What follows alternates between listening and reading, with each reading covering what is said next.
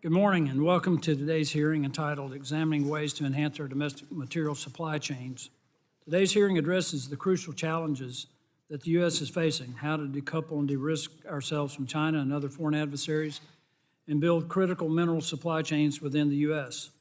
Our country has been blessed with abundant natural resources and the world-changing technology needed to harness those resources. Unfortunately, however, we have become over-reliant on other nations to supply and process critical minerals.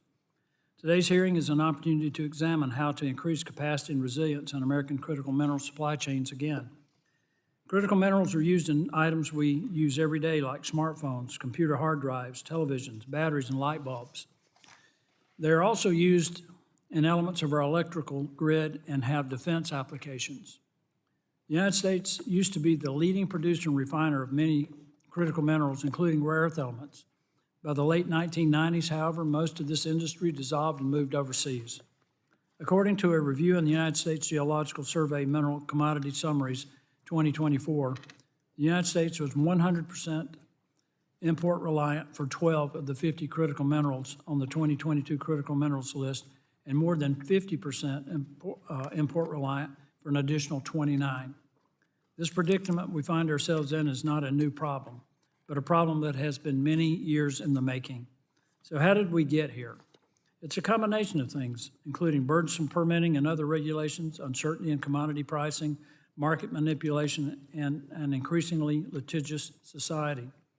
This has made our domestic environment unattractive to investors and companies as a result. For example, getting domestic processing and refining facilities up and running is an extremely long process. It can take 10 to 20 years for new processing plants and smelters to become operational. That is in addition to the lengthy mine development process in the U.S., which is the second longest mine development timeline in the world. Because of this burdensome red tape, companies have not incentivized to invest domestically, so instead they invest abroad. Moreover, even when U.S. companies operate mines in the U.S., the hesitancy to invest in domestic processing and refining facilities has put us in a position where foreign adversaries monopolize other parts of the supply chain. For example, in 2019, one rare earth mine in the U.S. sent 98% of its raw materials to China because the U.S. lacked the capacity to process those minerals domestically. As a result, we must import our own product back from China after it is processed. But China's recent export bans on several rare earth elements critical to the U.S.